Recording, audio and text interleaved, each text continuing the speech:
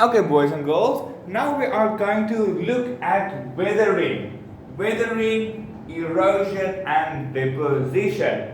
I have placed 3 pictures on the board for you.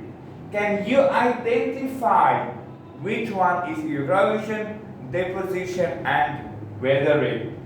Let's have a look at the first picture.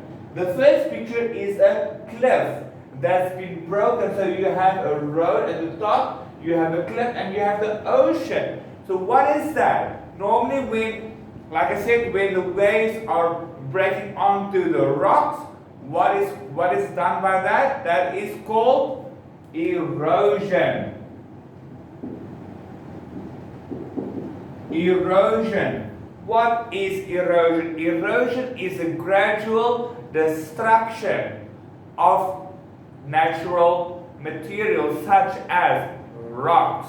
Okay? Erosion can form as a rust, and it can be formed as erosion as with it breaking down something. Okay, erosion. The next one would be about deposition.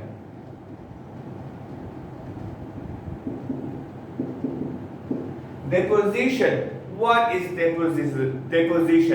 Deposition is the transport or transfer sediments through wind, water and air, or wind and water and sometimes air too, because when the wind blows, it picks up very small sediments and it transfers it to a different location. For example, a river. A river flows through the canal or the Mekong River, and the Mekong River takes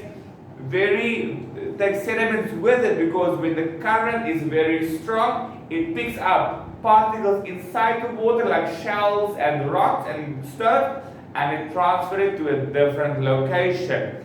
Even with wind, when wind is blowing very strong, it takes seedlings and it takes a lot of leaves and seeds with it to a different location, meaning if deposition is transfer or transport sediments, natural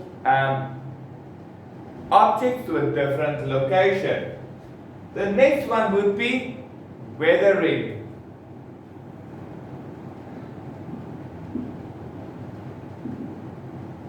Weathering. What is weathering? Weathering is normally occurs when an object is exposed to the atmosphere over a period of many years. For example, here we have a cracked rock because it's caused by hot and cold air. Whenever we have hot air, everything expands, right?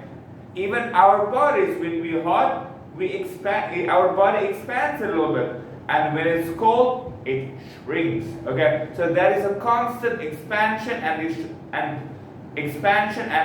and shrinking of object that is exposed to the atmosphere over a period of a long time, and that can also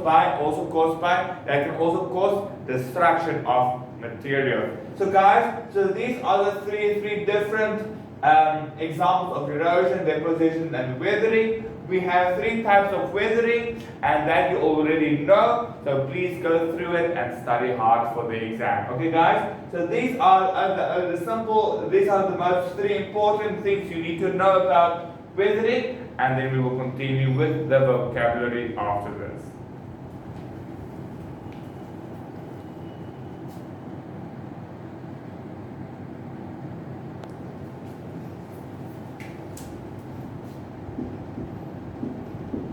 This is part 4, boys and girls.